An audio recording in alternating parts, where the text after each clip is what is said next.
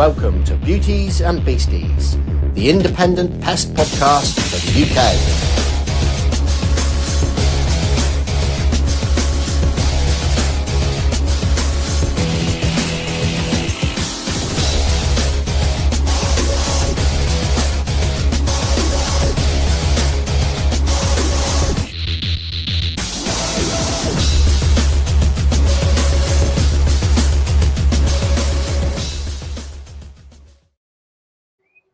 Hello. How are we all doing? Hello. Guess what, guys? Sean's eating. We've been kicked off Facebook. Oh, we have, yeah. Okay. So, ladies and gentlemen, Sean and I are going to filibuster for a little while Hugh does his magic behind the scenes. Yeah, so, I don't know how to do it. I can't remember. Remove this destination from the stream, then re-add it. Yeah. So if I remove it, remove, and then we'll have to go ladies back. And gentlemen, you have joined us at a riveting moment within our podcast. We are experiencing technical issues, and we have our on-hand IT support here. The two Ronnies. There we go. Done it, have you? And there we go. Hero. Like there was nothing happened. Nothing happened. You're all. I couldn't remember how to do it. Let's start again. Hello. How are we all doing? We start again. Yeah, like it never happened. Like it never happened. No, we didn't have that at all. But we can't see anybody. There's nobody on Facebook still. Oh, maybe they all did the chats already and were there. I'll tell you why, they'll be looking at the wrong stream, won't they? Yeah. Let me. They'll figure go on Facebook and tell people. Oh no, there's someone on Facebook there now. 3, 1, 2. Thanks, Wayne. Oh yeah, Wayne's there. Now, yeah. Awesome, we're there. Hey. Yeah. Thought it was a night off. Oh, Rupert, we don't take nights off. There's never been one yet. Hasn't, has there? We've had an unbeaten streak. 153. If this was Duolingo, that little owl would be going batshit right now, wouldn't it? It'd be like, well done, birdie. You've been here for 2 years and you still can't speak German, you fucking idiot. That's what my Duolingo tells me. You've been trying really hard and you're still bad at this. Yes. God, lovely stuff. What's everybody been up to then? I've had a nice busy week, actually. I took a little time off. Actually, I went for an adventure, some might see. Took some time out for the first time in, Ren, my puppy's life. Went on a road trip. Disappeared up to Wales for the weekend. Went to go and see one of my friends deliver a lecture on herpetology up at Bangor University, which was good fun. You can see your brow. One day you're single. It's fucking no wonder you're single, lad. What is wrong with a little bit of herpetology, which, for those not in the know, is the study of reptiles? Yeah, what? Reptiles. Actually. Herpetology. Herpetology. Sounds like a venereal disease. But it's not. Sounds like it. It's all good. To be fair, Al, I could imagine you bumping into your future wife at like a reptile thing or something like that. I could see that happening. So I'm going to take back what I said on this occasion. Weirdos all flock together in the same place. That's what you're saying. Is it a bit like shopping in Tesco's on a Sunday or something, you know? Yeah, everyone's in joggers and Crocs. That's what it is. Everybody goes shopping for reptiles instead of actual groceries. No, this was genuinely, it was a lecture. It was my friend Will, who I went to university with. We set up the first herpetological society at Bangor. Okay, fine, cool. It was in a pub called the Angel Bar. Didn't we have a lovely time the day we went to Bangor? Yes, that's it. That used to be our mantra, you know. It wasn't "Don't fear the pigeon." It was like we just sang that song. We'd walk down the street arm in arm in North Wales, singing jaunty songs. Because actually, I went to university in the 40s. Or alternatively, I He didn't, but it's good. He does a lot. He goes out to Madagascar every year to go and do surveys. So he's giving a talk on that. So it's actually really interesting. I took the pups with me, and I went up the mountains and had a bit of an explore. So that's what my week's been like. How about you guys? I've got a question for you. Hang on a second before you move on. Why did he call the dog Ren? Because my other two dogs, so Pip is Pippet after the little bird Pippet. Rook is Rook after that, and Ren is after the little bird Ren, and I quite like the name. So I thought it was Ren and Stimpy. There's that as well. I thought it was potentially Ren, the music artist, because I've got quite into his music lately, and I was thinking, ooh. No, I've seen him. I know him. He is good and at the same time terrifying. I think it's the word describing it. Yeah. You can't listen to whatever. If no one's listened, sorry, on a bit of a tangent, the artist that Sean and I are talking about is I don't know, rap spoken. I don't know what his style is. Class, and he can do everything, can't he? That's like but shit he's obviously today. No, he's a tortured soul. He's incredibly intelligent, and he's like you can't listen to one of the songs and not help but walking away from that and just having a long sigh and a sit down and a think about what your life's been like up to this point, which doesn't really sell it as happy car music, but it definitely does sell it as 11 o'clock after a couple of pints music. I tell you the one I like is I've listened to his album, and his album's actually a story from start to finish. Each song runs into the next. It's so clever, so fucking clever. Highly recommend them. But that High Ren, the first time I heard that's hard hitting, and you sit there and you think, well, lad. Yeah, give it a listen to everyone. He is torturing. Maybe not. Put in the link for anyone. But maybe don't listen to it over the weekend. Just definitely don't listen to it if you're feeling a little bit down and a little bit. Don't do that. Yeah, that's me. That's me at the moment. So maybe I won't listen to that then. God, no. For that, you just need a little bit of Britney Spears. Can't go Britney. No. But Hugh, how's your week been? Have you not been? Pest wise, we went to the on the road day. Down in Buckfast Lee. Yeah, you were sending me pictures of me from that. That was a bit creepy. Yeah, which was a good day. And a couple people said it was a good day, and it was nice because somebody came up to me and said, I'm glad to join an association because I've met people today here that are local to me.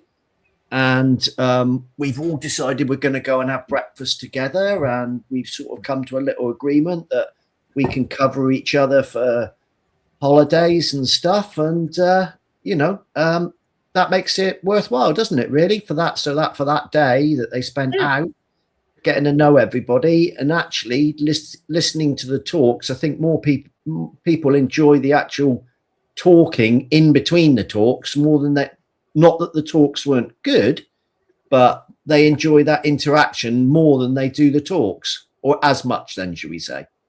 It's an unforeseen bonus of these events is being able to see people, in your local area who you may have seen their van kicking up and down the street, or but it means you actually get to talk to them. And I think we've always said before, it's pest management is such a diverse industry. We're all very loosely tied together by rats and mice.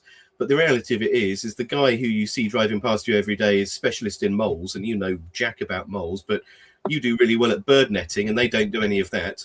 And there's, it's a lot of overlap, not necessarily a lot of sort of like competition. Let's say a lot of scope for cooperation in that. So, and I got to mention Elaine because she gave me a bee and a roach, which is sat behind me. So I promised that I'd have them sat there, and been given so many of those away. I have not seen her at an event this year so far when she hasn't had a carrier bag of those bees and those cockroaches, and I still haven't got one. Well, you got two. Well, good for you, buddy. I've got none. I've still got my two pigeon squabs from Defender bird spikes up on my wall, though. The guys the guys from Defender were there. Call it Kirsty and Holly. They were there, and the Chuckle brothers, Rich and Lawrence. Rich and Lawrence. They were there. So I wish I could trace my family tree back as far as Lawrence's hairline goes.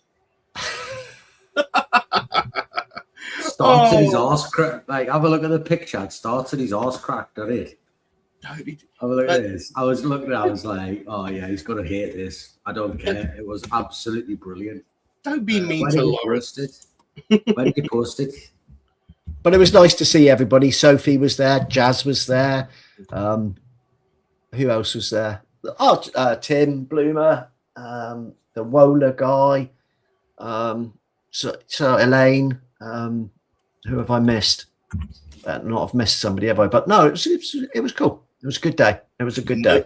You know, by doing that, you've caused mortal offence now, Hugh. You have forgotten someone. You're going to remember. I've forgotten somebody, haven't I? Yeah, I'm sure. I bet I have. I didn't fancy. I thought the chicken was a bit dry this year in the middle. That was the only thing that was bad. If that's the one thing you can complain about, then I think you're doing quite well. Yeah, so it's a good day anyway. So that's what I've been up to this week. Cool. Sean, what about you? What trouble have you been causing? Honestly, I don't even want to fucking talk this week. Like, I had such a bad week. Like, such a bad week. I'm doing that NEBOSH exam, and we had that exam on Wednesday. You were still on that? I think that's been 3 podcasts now. Oh, yeah, no, it's 14 weeks of every Friday you go and do it. It's a commitment. But it's like, it's so, in my opinion, it's so badly run and organised from them. And because they are academics, they can't see it, you know, like, so the said, and don't get us wrong, a lot of this is my fault, because I hadn't read that. I had 2. Started at 11 and finished at 11. You know, they give you 24 hours to do an open book exam, but they told us that your exam was on the 6th and you got 24 hours and you could log on anytime you wanted to do it. So I thought, I'll get up early in the morning, get it done, go and do some work in the afternoon, come back, tidy it up, submit it, job done. Well, gets up at like 7, it's not there, can't do it. Waits till 9 to ring them, and they said, oh, we're putting it on at 11 o'clock. And I'm thinking, my first job's at 1. Like, so I end up getting a bit of it done, pretty furious. But they'd sent the answer paper through in a read-only format, and I didn't realise, even though I'd marked it for editing, it kept, every time you opened it kept deleting back to a read-only format. So everything I'd done, and then it gets in at 9 o'clock. I haven't got a word written, like not a word written, and then I've got to get in by 11 the next morning, and I had work booked in, and everything went wrong, and was just like, this is just a joke. This is a joke. Like I've just had enough. And the exam was horrific. It's terrible. You know, like, it's just bad, in it. So I don't know. Let's see what happens, but I just can't be bothered with it. That's quite some 13 days, 13 weeks. That's quite some, you know, we talk about, you know, awarding pest management, and that's over like 4 days. And we think that's difficult, but 14 days, that's like, ooh. Oh, and then first day back. So I did the exam Wednesday. I submitted Thursday. Go back today to do a thing. And we're talking about stress in the workplace. And I have never been in a room with a bunch of Karens the way I was today. I've never seen anybody complain about stress and about. It was good. You can imagine they went, can anyone think of causes of stress in the workplace? And I went, I am it. I'm literally the number one cause of stress in my workplace for everyone. And he like, you could say he got the ump with it, and he went, why? I said, because if I left it to everybody else to just do enough, like, they wouldn't have a job, would go bust. Like, and stress might be a pain in the backside, but you'll be more stressed when you can't pay your mortgage. So that's why people get stressed. Like, I've had enough of listening to just little bitches whinge about, you know, and then we're talking about sitting at your desk. I'm having to do a risk assessment for sitting at your desk typing. It's like, are you joking me? Is this what they call the lanyard classes? Oh, mate. I'm sitting there and they're like, oh, yeah, because you might get like sore fingers and da. I'm like, oh, you just need to stop being a bunch of melts. Do you know what I mean? Like, just pack it in. For someone who these days spends a lot of time sat on a desk, I can tell you the joys of having a comfortable chair is not, if you're going to invest in one bit kit. But yeah, it's any risk assessment, you can take it to the extreme, can't you? You can take it too far. A lot of the times. I got to say, does anybody ever follow their risk assessments? Because we write rounds all the time. No, they don't. They don't. They don't, do they? We do. If we have a specific risk assessment for a job, we follow it because working outside your risk assessment will absolutely. So you don't do the type of job. You don't have a little tick box that you follow, do you? You don't. We do have proper risk assessments, and if you do like big bird netting jobs, if you do honeybee removal jobs, if you do anything, as soon as you go to act outside that risk assessment, that's it. You're done. Like it's game over. Get off site. Because the customer doesn't know, and that's what they're watching for. So, like, if you haven't got a mask on and you said you'd wear a mask, if you, what did we get in trouble for? We got kicked off a site once for working outside our risk assessment. I can't remember what it was for. It was pathetic. It was absolutely pathetic. But the bloke at Mercedes, who was their Nibosh guy, sat down, read the risk assessment and said, doesn't say that. And I ended up fucking the lads off site and spit me dummy out and say, all right, I can do it yourself. It was that pathetic, but that's the way they behave. Oh yeah. I know. I'm not. I don't know. Maybe for the bigger jobs when there is a risk, I can see the point. When there's a true, genuine risk, but let's face it, when people put just trips and fall hazard. Of course, there's a trips and fall hazard. There's a trip and fall hazard on every freaking job. Is the problem not necessarily operating outside of your risk assessment, but not structuring your risk assessment in such a way that it is conducive to the job? I mean, risk assessment. I'll give you an example, right? You've said that you are going to access an area by an aluminium tower, and then there's like one place that you need to get up to.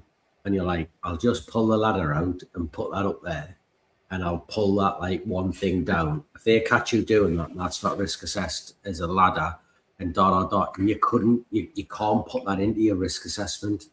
Like you can't foresee all these things. So we often find ourselves. I was stood there and we're like, God. Sorry, go on. I was about to say, is that not the point? On your risk assessment, could you not have sort of like, if you knew that job, I'm going to operate by tower, and then on the next line, unless there is situations where a tower is not feasibly accessible to that area, in which case we'll use what? Because you'd say, I will use a ladder, and then you get there and you think, I'll use a pair of steps. Oh no, you didn't risk assess that pair of steps. You said you were going to use a ladder, not the pair of steps. An infinitely regressive cycle here. I think this is what's called I tell you a prime example, right?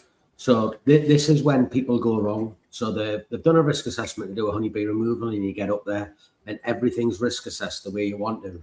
And then you get there and there's a metal bolt.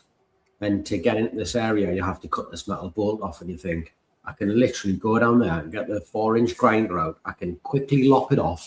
Job done, moved on. And then all of a sudden they go, no, that's hot works. You need a different hot work permit. You need a different risk assessment for this. You need a different risk assessment for that. And you're like, this is going to stop the whole job. So you're like, can you catch sparks in your hat? Like, do us a favor, go down there, have a word with him, take it around the corner, do something. I'll quickly whip it off. Like, yeah. Oh, I got one. Yeah. Sorry, I've got something that happened this week. An auditor asked us picked us up because we didn't have a material safety data sheet. Do you know what they wanted it for? What? Something that we you would never like get it. Plastic beer box or something like that. No, but you're along the right lines. Snap trap? No. The bait to go in the snap trap. No, they wanted a material safety data sheet for the glue boards and the fly killers. Just dickheads on there. And it's like, it's glue. Yeah, but we need a material safety data sheet for that. I'm like, right. Does that really, is that something that's hazardous? Is it hazardous? It's glue. We put them in for non-toxic blocks. Yeah. She's for non-toxic blocks. Yeah, because you have to have the allergen, don't you? You have to have the allergen statement for the non-toxic blocks. But flipping, Elaine said she will send you. I know. I've just seen. Literally, I've just bought up the Allochem Hygiene Material Safety Data Sheet for the UV stabilized glue from Holland. It's a 4-page. It's a 3-pager. It's possibly one of the shortest MSDSs I've ever seen in my life. But there is a problem though. What is the problem? Different boards have different glues. Yeah. Okay. They won't know. I'm not saying use this one. I'm just saying it's a very sort of like it's a very simple MSDS. Mostly, it looks as though it's around the flammability. I think that's the biggest issue of it. Getting it stuck on the side of your face, or the flash point of the glue. I think is a larger part. If you have a failure in the like EFK unit, either way. Anyway, we did actually have a subject tonight rather than us blithering on. I mean, I think the subject is us blithering on, but but we'll blither on about parameters of the follow-up. So anyone who is a little bit at sea, 2-3 weeks ago now, we did the bad customer, and it was meant to be good customer, bad customer, but we got so engrossed with talking about the bad customer that we kind of ran out of time, and we promised you all that we'd actually come back and revisit and actually do the good customer. So here we are. We're going to talk about the good customer, and I'm hoping, much in the same way that Hugh was prepared like a Boy Scout last time and had a series of questions for us for the bad customer, that we have a series of questions pertaining to the good customers. We do, sort of, but it's everybody. Do you think we have different types of good customer? Like we had loads of types of bad customer. That was just a killer. So it's just a good customer, or do you think there is different ones? Because apparently there is different customers. I would hazard a guess. I mean, so you've got the good customer who's like a one-off customer. They're a good, happy client. And then there's a range of those in there, the people who help, the people who not the people who help, but the people that sort of like facilitate what you're doing, the people who pay on time, the people who, rest of it. And then you've got the customers on the other end of the spectrum who are your repeat customers, those who bring work in time and time and again. And those who are such good customers that they farm you out to their friends, relatives, and, cohorts. So I'd say broadly there's those 3 camps, and then you've got all of the little ones percolating down underneath that. Well, we've actually categorized them, so we'll go through the first one. So the first one we've got here, it says, is the prepared customer. So when you arrive, Sean's face. Anyone who's listening back to this, just go find minute 23, just 23 on the nose, and watch Sean's face, just like consternation. We're going back to bad customer here, aren't we, when you turn up? Well, is it? And you're like, you should have just left it alone. There's 2 ways you all over, and everything's a shit show, and you're like, they're prepared. What about the ones then when you're going to go in the loft and you get in the door and they've got a dust sheet down on the floor underneath the loft hatch and there's a ladder already up there for you, waiting for you. That's so. They sound like a whingy bastard that complains because there's a bit of. I was going to say you've left, that's not too bad, but we've actually had one where we got in the door and they issued us a pair of white gloves. Because when you take the crucible, I was thinking, what were you doing? Are you sure? Are you sure you weren't like a thing for a snooker match? You weren't refereeing for a snooker match, you? Everything was white, so that when you had to lift the loft hatch and slide it across, you had to wear gloves so that you didn't get fingerprints on the loft hatch. Was it a museum? No, it was a house. Oh. But the problem was, of course, you lifted the hatch and then slide it across the shit that's in the loft. I thought we were meant to be discussing good customers here. It feels No. as though we have instantly Come back to the bar. Are there just no good customers? The good customer is the one you meet once and never again. That's it. I mean, well, yeah, but what about if they, you get they are there and they are prepared and they've emptied out underneath the sink and it's ready for you to look at, or would you rather they just left it alone? It depends at what stage you're at, I would say.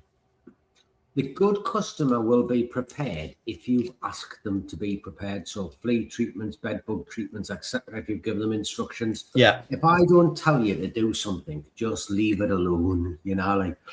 So there was a load of mouse poo in the garage and I've swept it all up. And you're like, great. Shit, well yeah. Yeah, just leave us alone, you idiot.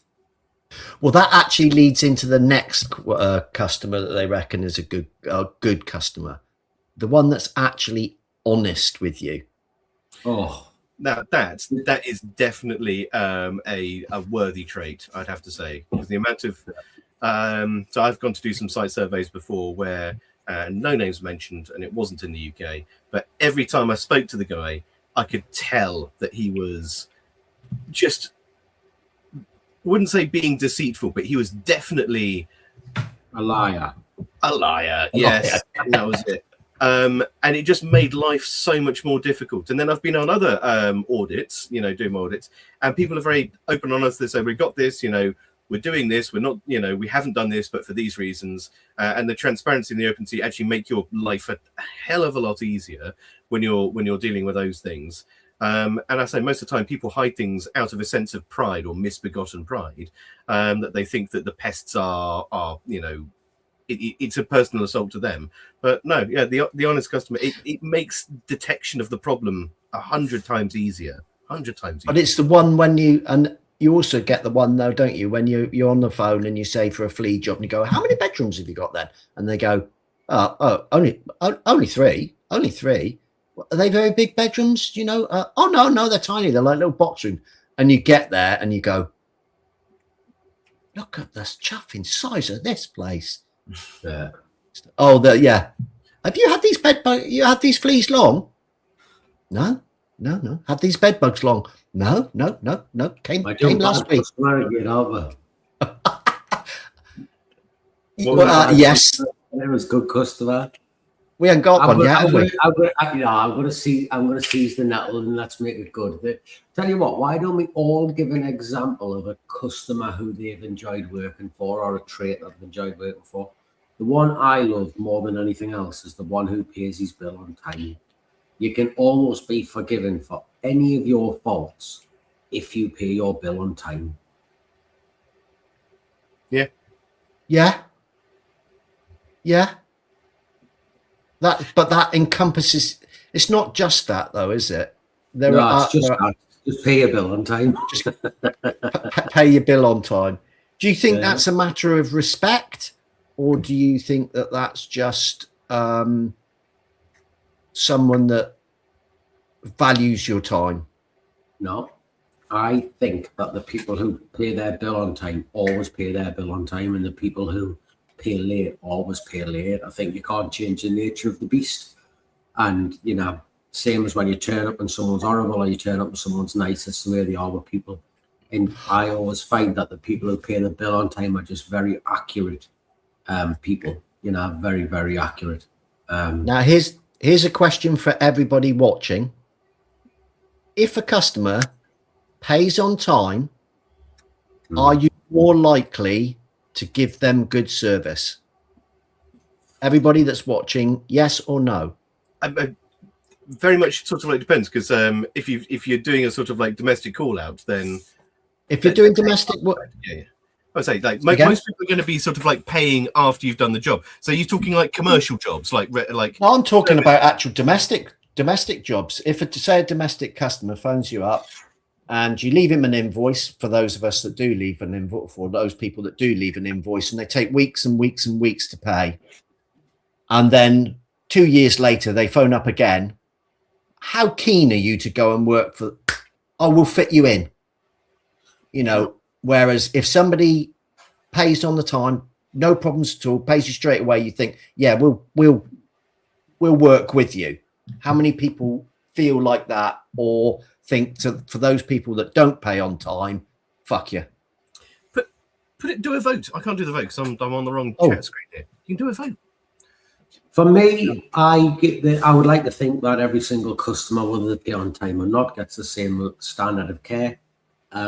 Paying on time doesn't necessarily get you booked any faster. It doesn't change the way I deal with you, but not paying on time definitely does get you less. Like, I am far less inclined to squeeze you in. I'm far less inclined to look after you. I'm far less inclined to answer the phone to you. I'm far less inclined to try and solve problems for you.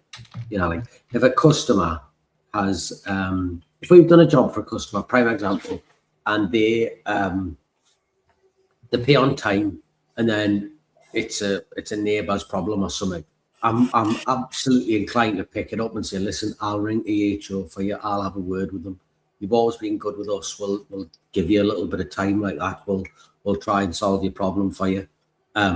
If you've waited forever and a day to pay, and you've only paid us because the problem's reoccurred and now you need me help, like, I'll normally go, oh yeah, there is an invoice outstanding, and then they pay the invoice, and I'll just say, oh, we're too busy to help you. I'm sorry, you'll have to ring someone else. And I just think, nah, get stuff. Like, did that work? Do you want to know a little anecdote? When I was a farrier, what always used to get you paid in the blink of an eye, they would not pay you, and then I would say to them, it's really, really easy. I don't expect you to pay. Keep the money. Keep it.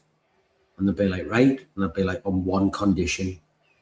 What's that? You never, ever, ever, ever, ever ask me to do anything for you ever again. Don't ask us to knock a shoe on. Don't ask us to shoe your horse. Keep the money, leave, and like, just never speak to us ever again. Don't recommend us. Don't do anything. And then they'd be like, oh no, I'll pay.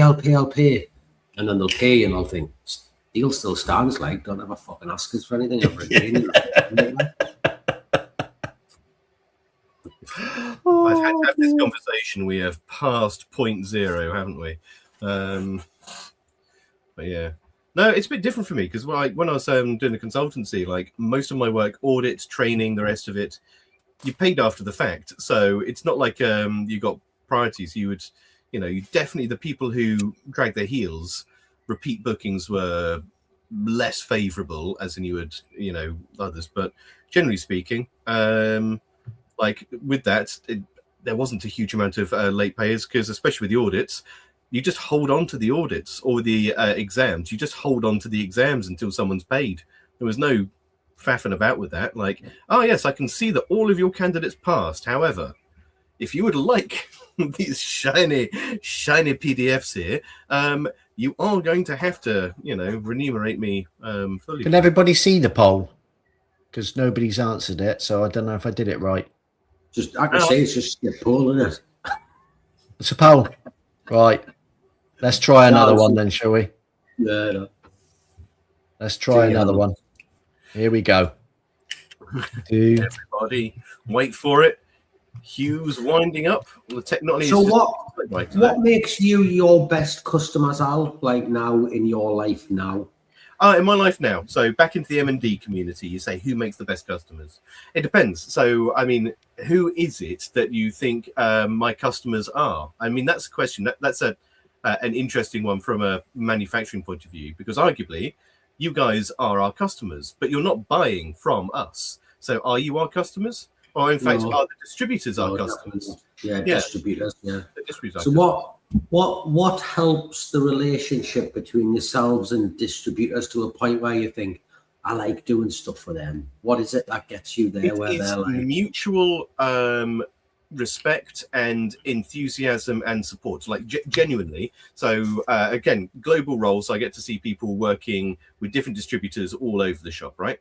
And there are some, and I'm not going to mention names and names, but some of them really good. They'll engage, they will run events with you, they will not just promote your products, because of course you don't want them to be like hand in pocket and the rest of it, but they will ask you advice, they will sort of like help support you, and they will take you forwards, because at the end of the day, they are the bit of us that you guys see. We've got products, but you only see our products as a result of their efforts. If they don't engage with the end user, if they don't engage with the pest management community or the farming community or whatever sort of like downstream distribution branch they're with, then that's not good, because at the end of the day, they become a dam as opposed to a floodgate to allow people to do that. So yeah, there are some really good distributors out there that work really hard at building those bridges, and there are others. Here's a question then. My customers, I love feedback because we get 5-star reviews. Mm-hmm. But do you love feedback more when it's negative, if that makes sense? When it's like, they didn't like this, they didn't like that, so you know how to tune your products? It depends. It depends on what we're doing. Absolutely.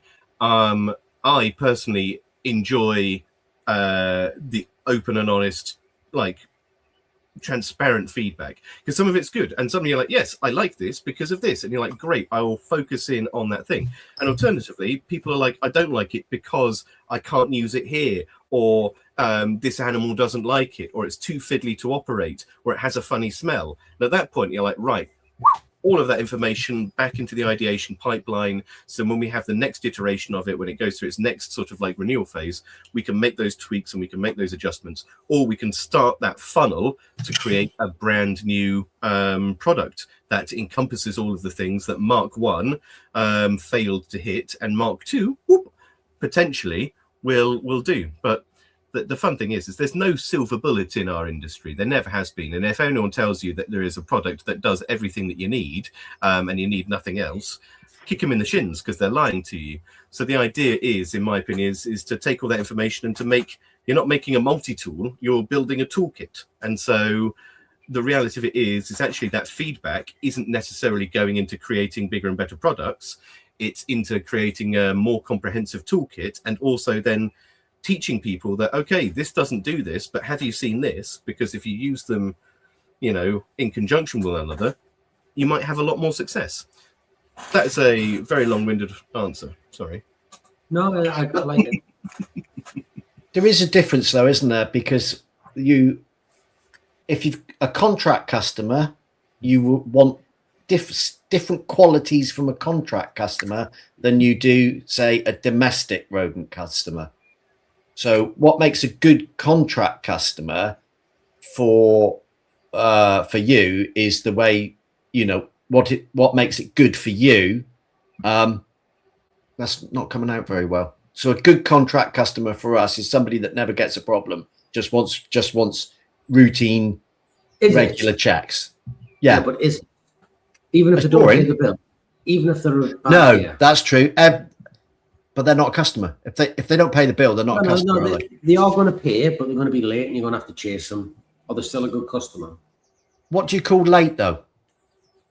You've given them 30 days, and they're paying you at 90. You're having to chase them, and you're getting the same excuses day in, day out. Yeah, that doesn't make a good customer. So you've now got somewhere where it does get a problem, but they pay the bill the day it's served. Every time, guaranteed. Are they a good customer or a bad customer? Ooh. They're still a good customer, aren't they? Absolutely.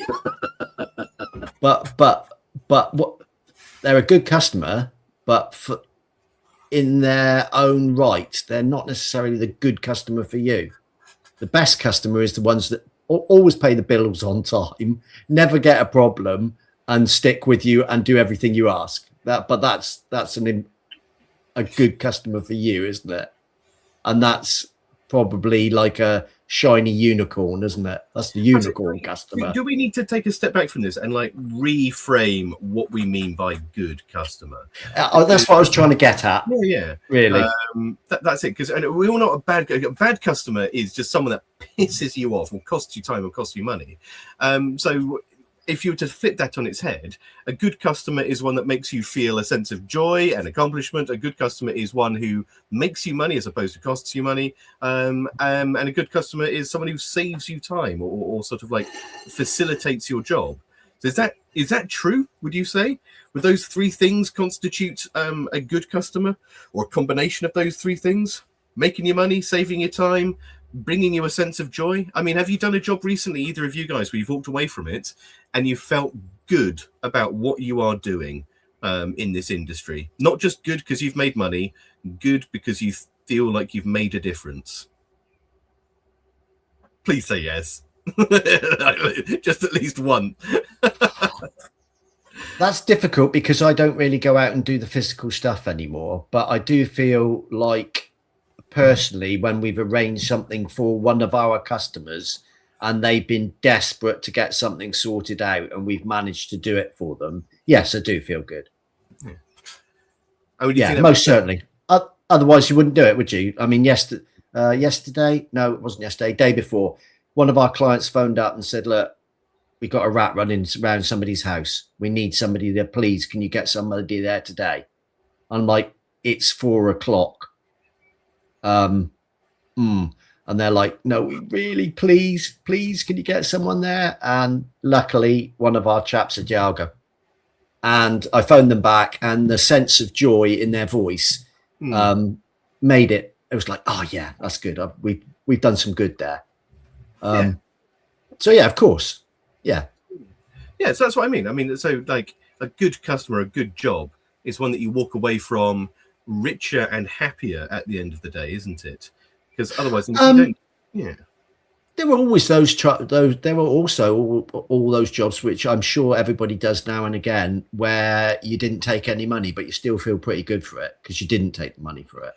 In that case, you are richer in experience. What did you say, Sean? They're not a customer. If they didn't pay you, they're not a customer. Yeah, what, the little old lady that's got a... This is the thing, though, isn't it? Like, when you first start, I was that man. You know that's not me. Yeah, she's a little old lady, and you're like, I am that man. And then you get ripped off by a little old lady on numerous occasions, and you stop thinking of little old ladies. You think, conniving little lady who's been around for 80 years and knows exactly how to play this. Do you know what I mean? Like, you go somewhere. She's been squirreling money underneath the bed. Oh, she's got like 3 million quid in the bank, and she's like, I'm really sorry, I can't afford. Like, can we have it cheap? And you're like, I'll just look after you. Would you like a cup of tea? I thought that's like, she's a multi-millionaire, her, and you're like, you little witch. Do you know what I mean? Like, she's like, ooh, done you. Oh, nice boy. He's a nice boy. I mean, on one side, we've got Sean, who's wildly cynical, and Hugh, that's just randomly turned into Gollum. So, I mean, this has taken a turn. I don't know. You can't approach every old person.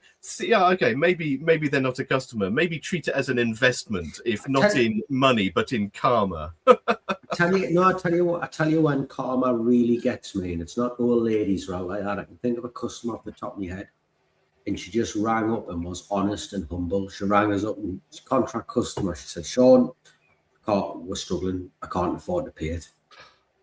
And she told us before. Like, she didn't wait to have a bill she couldn't pay. She said, listen, I paid the bill, but the truth is I can't afford this. The business is struggling a little bit. It's a micro business, blah, blah, blah. She's like, is there anything you can do for her? I went, yeah, absolutely. Absolutely.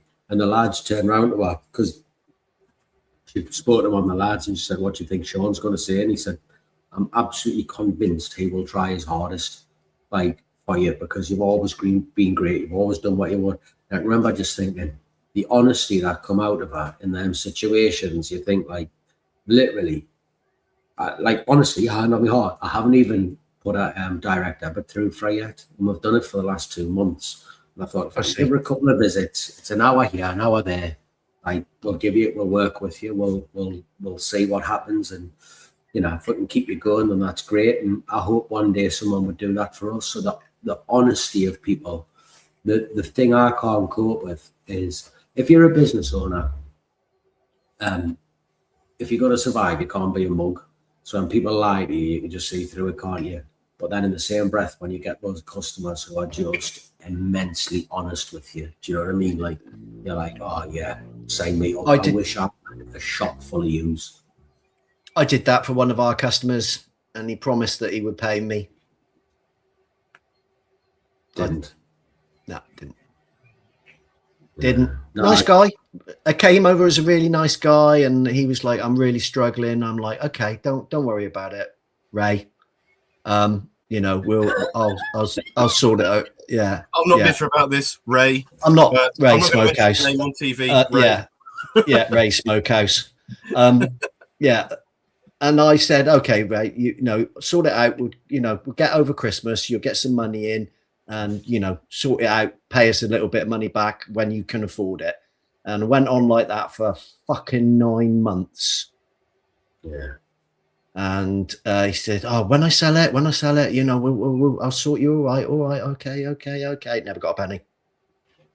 Yeah.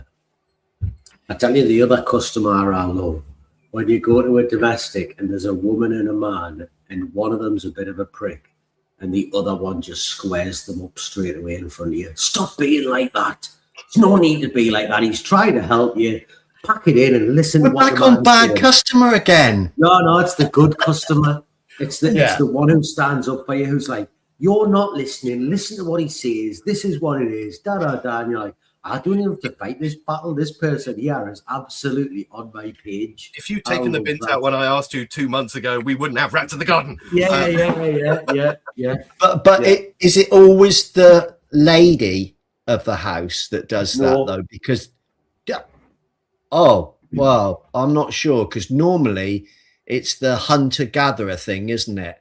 And the lady comes out and she says, "I fucking told him that he shouldn't be doing that. He shouldn't go up that ladder and do that bloody wasp nest, and old bastard." And she's like, "I told him." "Oh no." And all he would say is, "I'll go down the hardware store and get an aerosol can." Yeah. So, Yeah. We've had a few like that, where you walk out and you're like, when he's not looking, you fist bump them. You know what I mean? Or she's not looking. Alice had one, and this old lady had a bit of delusional parasitosis, and she got her brothers to come and sit there to listen to what was being said, and they were supposed to be on her side. And he said, "I just told them exactly as it was. I just said, this is the crack. This is where it is." And the brothers went, yeah, he's right. And he said, when she looked away, they both winked at him and went, "Whatever, I want to be here to help her." But and he was like, "What's going on?" They're like, "Yeah, we'll sort this out for your son. Like, you get yourself off. We'll have a word with her. We'll tell her she's nuts. We've got your back on this." And I remember thinking, yeah, they're nice blokes. Like, I like it when you've got someone who is receptive to your thoughts. What's everybody else's thoughts? Because nobody's in the comments has said what their best customer has been, if they've got time to pipe it out. I've got a question for you two. Do you think that pest controllers, and in fact tradespeople in general, so people who are having to take payments for the general public or rest of it, do you think we make better customers ourselves, or are we reckon we're worse? Do you? Definitely.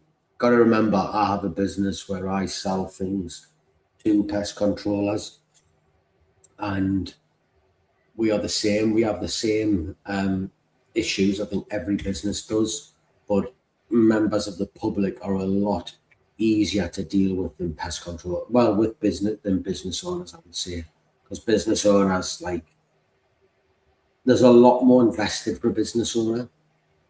So you're okay, so you will pay a late. You'll pay a late invoice. Someone's given you an invoice. You're okay. It's a 30-day term. You'll push it to 35 just to sort of keep the cash flow in there. That's fine. Or because that they are another business and they're also going through the same thing, do you make sure that you pay within your 30-day terms, or do you think everyone does it? Do it as well. This isn't a payment thing. This is so with the software, what we'll find is that we get particular customers who ring up, get a trial, and then we'll literally tell you to change the whole way everything's been built to suit their business, the way it runs. And you're like, there's a lot of people on this, and you'll say to them, it's got to work for everyone. And they'll be like, "Oh, no, this is the way I do treatment reports. I don't have an actions box on mine, so I don't want it on there." And you're like, "You don't have to fill it in." Do you know what I mean? It doesn't show up if it doesn't fill in. No, I don't want it on there. Or, they'll literally start telling. I've had people come to the office. I can think of one lad in particular who had never built a system before at all and started telling us exactly how we should and shouldn't be doing it. And you're like, I literally talk to people about this all day, every day. And because it's the way they run their business. For instance, I had one person ring up and wanted me to communicate with Google to get Google to change their calendar to suit them. They were getting 12 visits. I'm not joking, right? They were getting 12 visits a day out of their technicians, and they wanted me to build the system so that it would tell them that they could save however many minutes so they could get 13 visits a day out of their technicians. And one of the things they said to us and said, oh, if our lads have got a job at 10 o'clock, they'll turn up and they will get there for like 5 to the hour, but they won't go and knock on the door. They'll wait until the hour to knock on the door. And I need to know that they're doing that. And I was like, literally, I can't build a system to do that.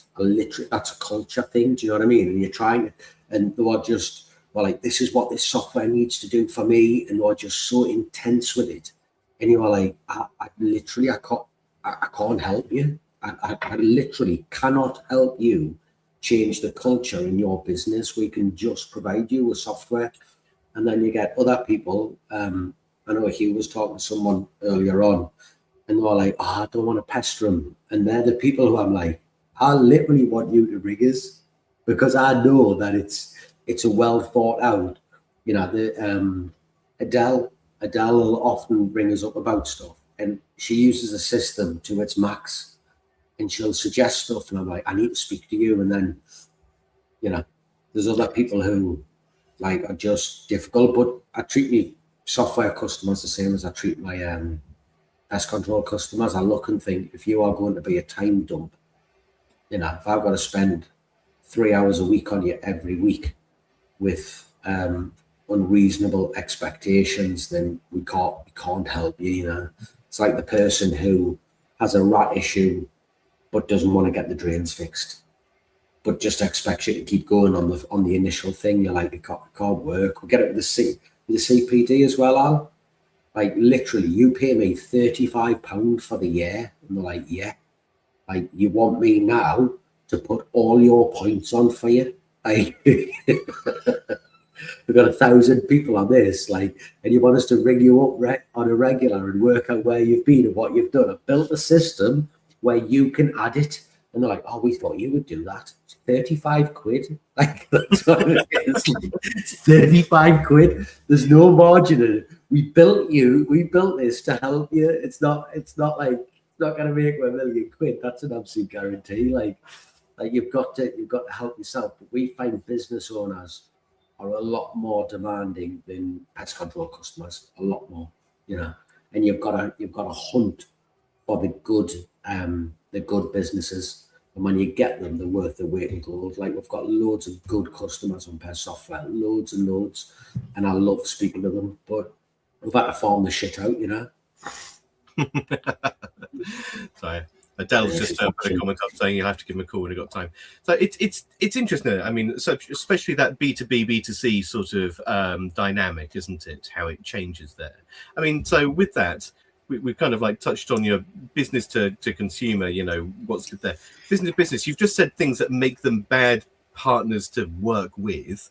What's a good B2B customer look like for you? Just someone who does their shit, pays on time, leaves? Or is there something that you're genuinely looking to foster from another business? Is it corporation? Is it feedback? Is it... No, it's mindset. It's mindset.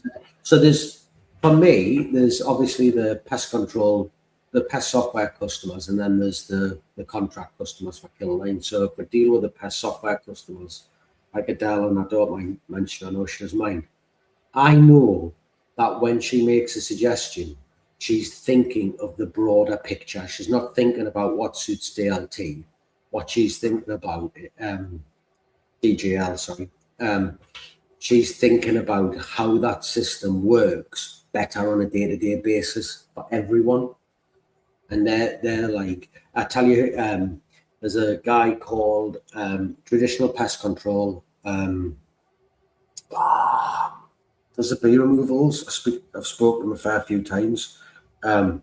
He's on our system, and he's great because he has this eye for detail. He'll ring up and he'll say, "I've noticed that," and it might only be a tiny detail, but it's never a waste of time detail. It's always something where you think, yeah, that, and you can see his mindset is, this could cause me or someone else a problem, and he'll pick up on minuscule little things, but they're not minuscule for his business. It's do you know what I mean? They understand the way pest control works, and they'll make suggestions that will benefit everybody, not suggestions that only benefit themselves. They are the ultimate customers that we want, where they're like, Darren Pierce, another lad who comes on here quite a bit. When I talk to him about stuff, he's like, I'm like, got you, like, and I can just see it in them straight away. They've got this logical mindset where they're trying to get better on a day-to-day basis. I would say is the ones that we like. They're the ones that help us develop the system that we need. The little 1% every day, the 1% growers. Yeah, exactly. Every day. Yeah, exactly. Yeah, exactly. There's certain people when they ring up, you just know, you think, yeah, we'll go another step forward now. I know we will. I can see it a mile off. And they'll say things and think, fuck, you're almost gutted that you haven't thought of them yourself. Do you know what I mean? Like that. I thought you had all the good ideas, Sean. I thought they all came from you. Yeah. No, I do once they've given us them, then they become mine, don't they? Instantly become yours. Can't believe I hadn't thought of that. Oh wait, I just have. There we go. How about you, Hugh? I mean, so other businesses that you work with. I mean, let's take it the other way. I mean, do you think that the distributors look at us as a community and say they're a bunch of bad, bad customers? Like, no, I don't think so. I mean, we tend to try to pay our bills on time. Certainly, when we get reminded, we do take. Must admit, I don't. Not on time. I don't have the.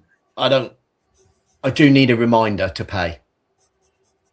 I got to admit, I don't put the bill in the 30-day box. It's like, oh shit, Killgerm or One E&V or Rat Pack. They've just sent me bugger. They've just sent me a reminder. Right, I'll pay that now, and then I'll pay everything. Oh, that's it. So no Monday morning clearance. It's it gets cleared when. Yes. It literally is.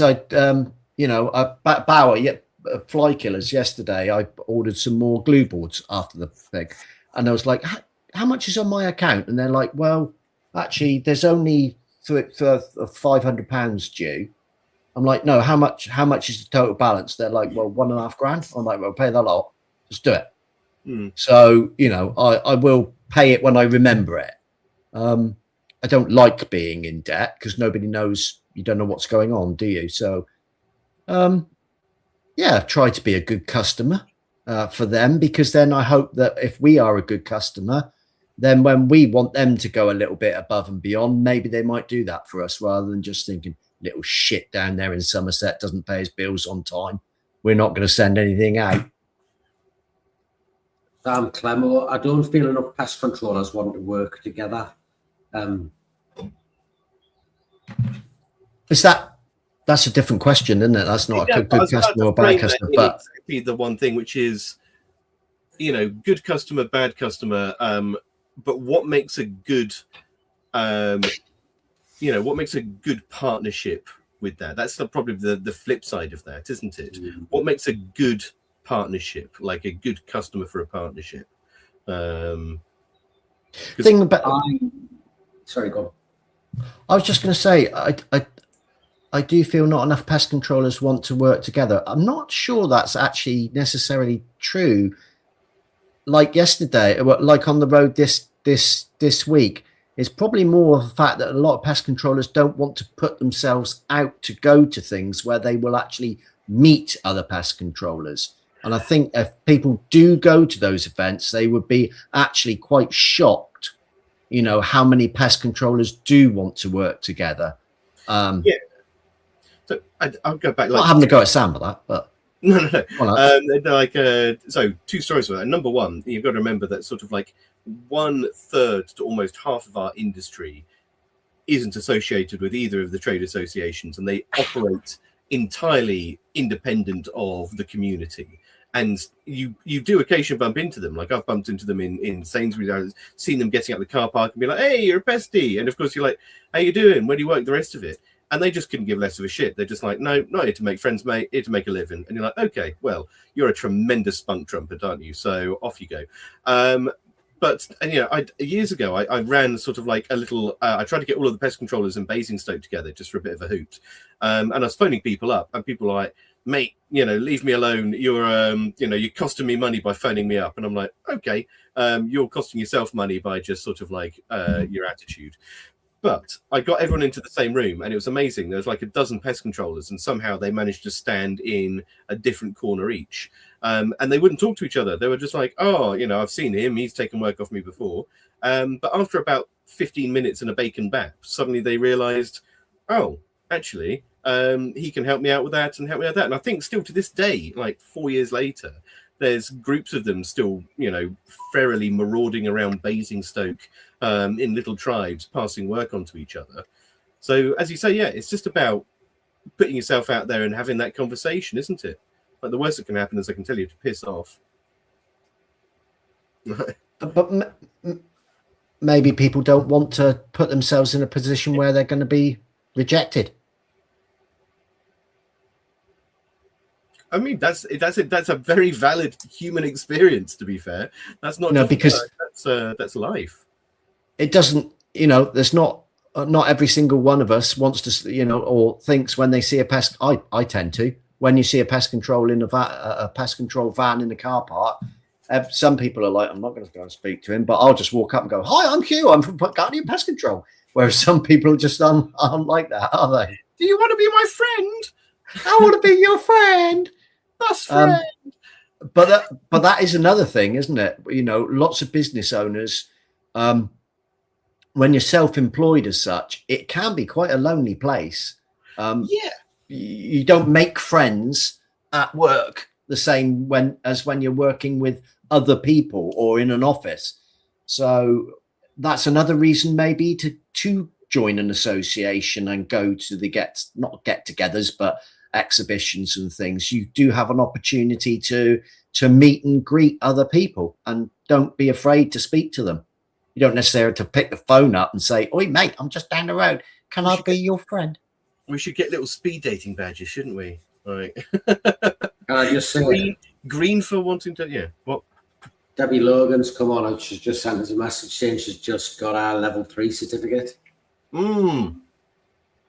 Congratulations, Debbie. Well done. Well done, Debbie. She done their exam and I didn't, and never managed to do any of the coursework for. Bit naughty in it. Should have done that before your NEBOSH course. I've got to want to do something, and if I'm honest with you, the whole process of getting to the exam and what they were wanting, and that just put us off doing it. I just thought I can't be bothered with this. Like, I didn't the level think 3. Yeah, absolutely. Oh, it's terrible. Oh. Yeah. It was clear that the marking criteria came down to the thoughts and beliefs of the person marking it rather than what was right. Like their ethos towards pest control it had to be your ethos towards pest control, and because we do stuff so differently, I just knew straight away that it wasn't going to fit with us. Yeah, I can understand. It could also be a bit awkward when you've been called to some of their work as well, though. Oh. Yeah, that's sorry, Fish for London. Yeah. That makes sense. I mean, if you get both called out to the same job, it depends on how close you are, because sometimes it's a bit of a hoot, wave at each other, the rest of it. But no, if you're definitely at a point where you are competing for work with someone, then yeah, it can get a little bit. I think what he means is you go and you come across it and it's a shit job, and then you've got to meet somebody up for a cup of coffee and say, "That was a shit job you did." It's an opportunity to learn and grow and share knowledge, skills, attitudes, and behaviours. Well, do you think yous are good customers? Not just pest control. I mean, for everything, whether it's your gas bill, your electric bill, going to your local shop. Do you think that you're the people who you're buying products and services off think to themselves, like, I know Hugh, Alex, they're good lads, they're good customers, would like to retain their work. I can genuinely say, I'm sorry, I've got to stand up a sec. I can genuinely say I can understand from the way that I've been treated by some tradespeople, I can understand why people are wary of tradesmen. Yeah. I can see it now, you know, whereas before when people were a bit wary about us, like, I've got to pay up front, you know, whereas we just like, of course you got to pay up front. But having done that to certain tradesmen and been over, I can understand why some people are a bit reticent about that. I try to be a good customer and pay exactly on time, you know, give them a cup of tea, buy them biscuits, make them bacon rolls, you know, stuff like that. And even if I see the guys working out in the street, I'll say, do you want a cup of tea? It's not a problem. They're not even doing anything necessarily for me. Do you think that there is a chance that you take good customers for granted? I do. Yeah, I'd say yes. Yeah, because the whingy fucks that are going to really be on the phone every 5 minutes, you know, you might send somebody a bit quicker sometimes because you just think to yourself, I'll just get him out of my hair. Whereas the nice ones, you may think, I'm not saying we necessarily do this, you might think, oh, well, they can wait. They'll wait. They'll be nice. They'll wait. I don't know. It's difficult, isn't it? Do you know what I've always said? Like, I say to the lads all the time, say, you know how you get a 5-star Google review for a business? If you could give a 5-star Google review to customers, everything would change, wouldn't it? Look, you say that. So the weekend I just spent away, Airbnb, the host gives you, as the tenant, the person staying there, a review. So the more you use Airbnb, like, people will review you as a user of Airbnb. I didn't realize this because it came up on my phone. Patrick, yeah. Uber do it, don't they? Pardon? Uber do it? Yeah, I think so. Yeah. Is that a bit? It's a bit like, what's the other one? Glassdoor. They do that. Yeah. If you work for people, isn't it? Yeah.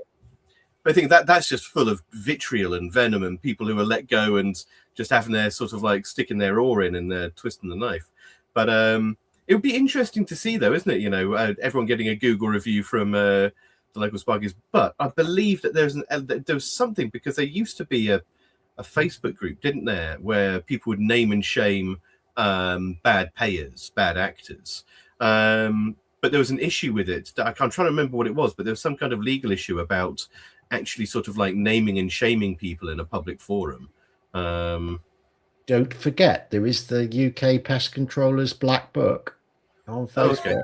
Okay. Just as a little plug, yes. So I wonder.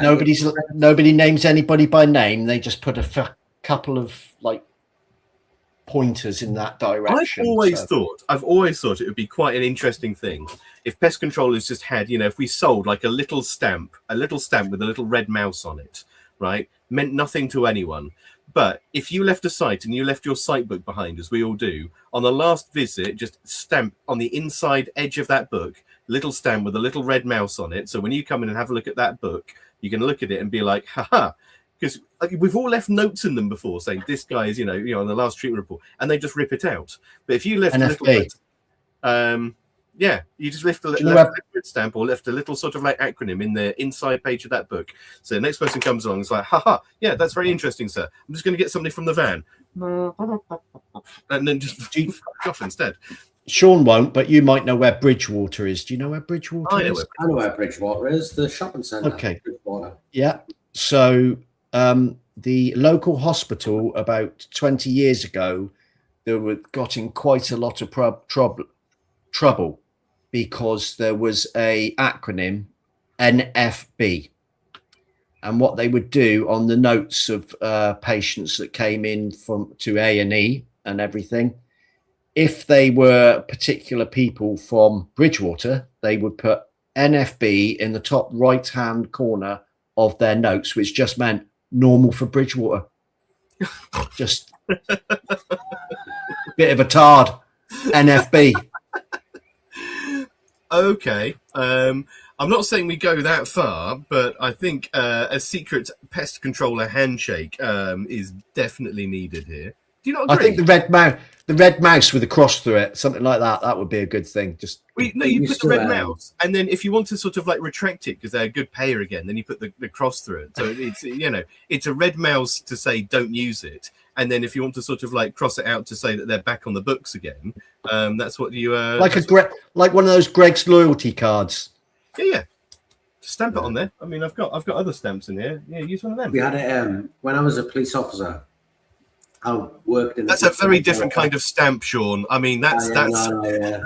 Yeah. I worked in Walker, which was like a proper rough area. It's probably one of the roughest areas in Newcastle. And a call would come in for domestic violence. Bloke beating his woman up and blah blah blah. And the cops would just say, "Oh, what are you going to do?" And they'd say, "Oh, just a bit of Walker foreplay." And at any point, do we believe that there is? Can anybody point to what's wrong with the police today? Foreplay is just just the way they go on, isn't it? Knock shit out of each other, and 10 minutes later they're back in love, aren't they? And she's walking around with a black eye, and it's just acceptable, isn't it? Is it though? Is it acceptable? No, it's not to us, but to them, it's life. Like, until you've been in them areas, you don't understand. Like, it's life, isn't it? It's just the way it is. They're all at it, aren't they? They can't help themselves. Like, this is what it is, isn't it? Have we decided what a good customer is then, do we think? Yeah, I'm sticking to my guns for my three criteria for what's a good job or a good customer. Joy, money, and ease. They are my three criteria for what's a good customer. Mine is pays the bill on time and is brutally honest. Honest and thoughtful. I think there's the other two I would pick after that. How thoughtful? What do they need to do? What do you mean thoughtful? As in a cup of tea, piece of cake, Christmas card? As in like they might turn around and say, "Oh, do you know what it is? I work Monday to Fridays, 9 to 5. But actually, if you give us a bit of notice, I'll take an hour off at the end of the day so we can get you in and out at a sensible time." And you're like, "All right, no bother." Or the pet software customers, "I've looked at this and this will help your business. This will really help you." Do you know what I mean? Or like that's the level of thoughtfulness that we like, Talk about thoughtfulness. In the comments, I want to hear everybody's best and worst tip that they've been given. Oh, no. I had Not one. Tip as in advice. I mean actual tip as in bottle of whiskey, thoughtfulness, bottle of whiskey, piece of cheese. I've only had one, but it was the best and worst. So a lady gave me some of these vouchers, experience day voucher type things. Can't give you money for this because I was doing field trials at the time, and she's like, "Oh, I can't pay for this, but here are some of these sort of like vouchers that I can give you." And I was like, "Oh, that's really lovely, thank you very much." And then went home to sort of like have a look, put the code in online, and these sort of like Pizza Express vouchers, whatever the hell they were, they'd expired like 6 months ago. She'd obviously just swept all the ones up from the key bowl and be like, "Oh, just give them these." And none of them were in date. I was like, "Oh, brilliant, thank you." What's the best one you've been given, Sean? I can't think of the best one, but I can think of the worst one I heard of. Dale, who works for us, he used to be a carer for people with like, in real bother in the psychiatric wards and and this lady offered him a box of Maltesers. "Do you want a Malteser?" And he said, "I looked at them and went, no." She got her shit and rolled it up in a bowl. She put balls of her shit in the Maltesers box. It was offering it to people because she wasn't meant. She's like, no, thank you." He said one day he come in, like he literally said, I walked onto the ward, someone underarmed a turd and hit us straight in the chest. The world's worst Spider-Man. Like, Yeah. Oh. He tells some funny stories like that. Best tip I've ever been given. What do you think about that? I remember I was doing a field trial down at a little small holding, hundreds of chickens outside, and it was run by a lady. Oh, it was owned by a lady called Daphne and her son. I'll tell you about her son another day. But Daphne was like, and she'd be like, "Do you want a sandwich?" And literally, this lady she lived in a little sort of like static home where there was so many rats on the inside. Like literally, I looked at the countertop. And I swear it was like the shoemaker's elves. I'm pretty sure it was the rats making the sandwich. It was just like, oh. And she was so sweet. And I was like, you know what? This time round, just going to pass. You know, I've just thought of the best tip I've been given. Remember Stu from AVL who came on to talk cars with us? Yeah. Yeah. Oh, did he tip your car? Yeah, every year at Christmas, he takes me to the races on the day. Oh, yeah, I remember you saying about that. Yeah, and then every summer he takes us to the cricket. Summer's like a midweek afternoon, and it's just brilliant. The atmosphere is great, and then the races in the winter. You know, everyone takes a big coat so we can stand outside and watch the races. We go out and watch one race, we put it on, we go back inside and watch everything on the screen and have a laugh and a giggle and all that. And that's probably it'll definitely be some of the highlights of my year. Them two things. I really enjoy going to them. And I don't get Maltesers. No Maltesers were offered. No Maltesers? Oh, no Maltesers. Yeah. I got invited at the, summer last year to the Lodi, like the Lodi Day Out. It was on a great big inflatable course over in a lake. And he had a whole load of challenges. And I won a little trophy for trying really hard and for doing really well. So I love those days out. So as a customer, say of Lodi or Killgerm or One EMV or anything like that, do you think that those types of things do you think they should award them to their good customers? Do you think there's enough of that goes on? I was just about to say that, because the first time I ever went to a Pest Tech PCN dinner afterwards, I was a guest of Killgerms, put us on one of their tables. I remember thinking, what are you inviting me for? And invited us, and I had such a good time. I haven't missed one since. So I want to give Killgerm a massive. They definitely do not keep their tables for the big customers. They keep it for everyone. They'll have, and you'll be sitting on a table. I can remember the first year I went, I think I had Colin and Dave from Pest to Kill. I had a lad from Steve who used to be at NBC and had went off on his own. They had me. They had all sorts of different people there, and it was a really, really mixed bunch. And it was really, really, really good, that table. Thoroughly enjoyed it. Would like to say thank you to them for that, because that opened up my eyes too. Because I never would have went to anything like that if they hadn't invited us. I know that our Neil went sea fishing with Lodi when they did their sea fishing day down here, and he said that was a good day and he enjoyed that. So I wonder, does that make you feel like a valued customer? Do those sorts of things make us feel as valued customers? Well, I've not used anybody else other than them. I still only use Killgerm. Like we don't buy anywhere near the gear that we used to, because we do things in a different way. But when we need stuff, we go to them. I give them first users and everything. So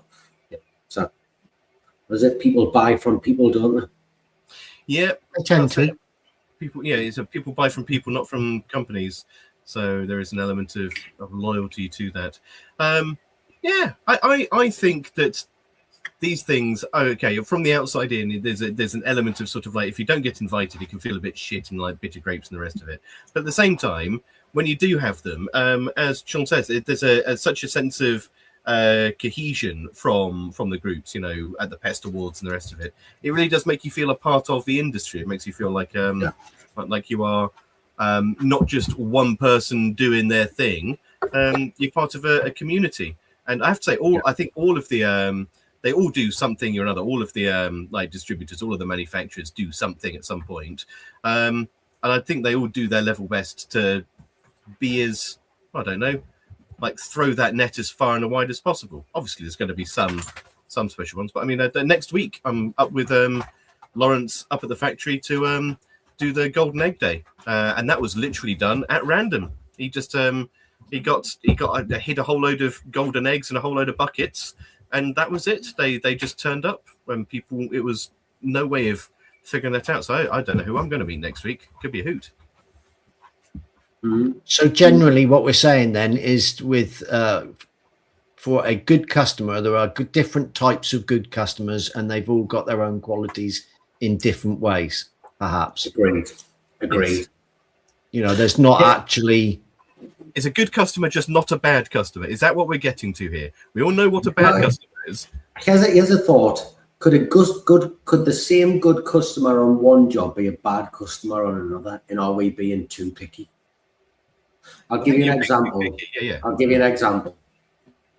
You go to do a house for a rack job, and the bloke listens to what you've got to say, and there is some holes that need to be repaired, and you get there and he hasn't just blocked them up, he's taken the bricks out and replaced the bricks. Everything's done, everything's great, and you're like, that's absolutely fantastic. The same bloke is like, don't worry, I can fix the drains. I'll put the drains in. I know what's going on. Can a good customer, can the person who is absolutely prepared, who is like cleaned the place out for a bed bug treatment, absolutely fantastic, everything's great. You know, you've told them, listen, I need you to leave this where it is because I don't want to be upsetting the rats, and they're like, I couldn't help it. I've tidied up. And you're like, that's literally what I told you not to do. Do you know what I mean? Like, and you have a good customer for some jobs, but the same customer is a bad customer for others. Is it their personal traits, and can there be a lucky dip on what you get and where you get it? Situationally based. I've just seen a comment. I think you've just seen the same comment, Hugh, which I imagine is going to be like a red flag to a bull for sure. I can't put it up because I'm on a guest pass to get in here. Which one? You know, it's the one from Sharon. From Sharon. Oh, Sharon. Yeah. What's my saying, Sean? You're friendly with your customers, but they're never your friend. And then that's followed by, same as any relationship, it can turn sour. Anyone hasn't had that happen, and bloody hell, like, you know, there's nothing worse, is there? You know, they're the best pal, and then you're like, you need to get your drains done, and they don't want to, and now you're a scumbag. You know, you are a grade A scumbag. Yeah. We've had customers. I've had customers now that have been with us for 35 years. I still wouldn't regard them as friends. They're friendly. Yeah. And we are excessively friendly and respectful towards them, to the point, and this is going to sound a bit harsh, but I went to one of their funerals, you know, with the invoice in hand, who do I pass this on to next? But, you know, they'd been a customer for a long time, and I'd sat down and had coffee with them every 6 weeks for like last 25, 30 years, you know. But I still didn't regard them as actually a friend. How can you not? You went to the hospital. You went to the funeral. Yes. Yeah, I'm going to be honest with you. No, I like you. I think that's sort of like a blurring of definition. If you've had coffee with someone every 6 weeks for 20 years and you knew them well enough to be invited to the funeral, I'm sorry, Hugh, you're their friend. you were their friend. By default. Default. I think at that point, yeah, like the trial period has ended, bro. Like, you've bought this. I have quite some demanding conditions to be a friend. Yeah, apparently. Well, being dead doesn't get you on the list, does it? So, Jesus. And yeah, what's that? You know, one coffee every 6 weeks for 20 years. That's a lot of latte, man. I mean, yeah, you can be my friend after 3 coffees. Fuck it, I'm a lot less demanding than you. Dear. Oh dear. So. What Sean's just grinning there. What is going through your noggin? when I was a farrier, I did a job for a girl. The horse had a fractured pedal bone, and it was nuts. The horse was a screw. Like there's no getting around it. It was a gangster, big mare it was, and would kill you. So went in and said, "Oh, you'll have to get it sedated." So she got it sedated, and we got everything done, bar shoes on it, and blah blah blah. And however many weeks later, the fracture had fixed. You know, it was great. The horse was sound. Everything was good, etc., etc. And she said, "Oh, I'd like you to keep shoeing it." And I said, "All right, that's absolutely fantastic. We're happy to do that." And she said, "But now it's fixed. I don't want to get it sedated." I was like, "It'll kill you. Like the horse will kill you." So I rang one of my good friends who was a farrier and I said, "Well, what do I do?" And he said, "Listen, be honest with her. Just say to her, you've taken this horse as far as you can. On the circumstances that there is, you can't keep shoeing it. You know, like it's going to hurt someone." So I did exactly as described. She walked around that yard and told everyone what a scumbag I was, like a grade A scumbag. The thing she said about me was horrendous. And I rang Guy up and I went, "She's saying horrible things about me." He went, "Oh yeah, they'll do that." And I went, "Why did you tell us that?" And he went, "Just fun, innit?" And I went, "What?" And he went, "Why do you think we don't answer the phone to them when they're problematic? Because then they ring someone else and they think it's their decision." And I was like, "But you took," and he was like, "Yeah, I know, yeah, she's going to hate you forever now." She does, still hates us forever. I fixed the horse with a fractured pedal bone and stopped her getting shot, and I'm the worst thing in the world. What a scumbag, though. Well, Sorry. it's still a scumbag. Yes, it is. Well, we're near the end again for another one. Who have we got next week, Hugh? Now I knew you were going to ask me that, and I've forgotten. So is that my fault or yours? That's your fault because It's my fault for asking. I will tell you shortly. Oh, surely, okay. Once my phone switches on, because it's all on my phone. I know who it is. I'm sure it is Last Stop Traps. Oh, okay. They're by I Colin believe Straps. it is. Yes. I'll just check. I'm sure it was Last Stop Traps because I've been trying to get. Well, I have got a load of guests and I can't remember which one's which. So I will tell you shortly. Oh no, that's not the right one. So what are these traps? These are like Last Stop Colin Traps. So Yeah, you- 15th of May is Last Stop Traps. They bought out Collins Traps and they're well known on the game fair circuit, and they make really good covers for fens and black cats and all sorts. Yes, I got a couple of those actually. Didn't know them. So they'll be interesting, and they've got some good stories as well. Cool. So that's who we've got next week. We've also got coming on Scott Angle. He's coming on. We have, can't remember his first name. We have the managing director of Chinchecks coming on soon. And there's another few in the bag, which will remain secret. Anonymous. I know that Lawrence came to you with an idea yesterday because he piped up with it today, and I really like it. So I'd like to hear what everyone else thinks about this as well. So Lawrence said that what we should start doing is we should start doing like a debate panel between podcast shows. So basically have a whole load of questions on a super divisive subject and get us to debate other podcast hosts. So we could get Sean on and Andy back on, and we could get everyone else. So basically just have a podcast debate. I really like Battle of the Podcasts. Battle of the Podcasts, the great debate. You reckon you'd be up for that, Sean? I'm about all out arguing with people, though. I'm at that point in my life where I think, I'm not bothered arguing anymore. Oh, I don't think you are. I think 153 episodes in, you've still got some fire left in you here. I have, but it gets us down because I always worry. Sean Mooney, the snowflake. No, it's not that. I feel like because we do this all the time, people will probably see me as maybe antagonistic because I feel like I have to be. Never. On a day basis, I'm pretty laid back. I'm a pretty laid back chap. I just get on with my stuff, like.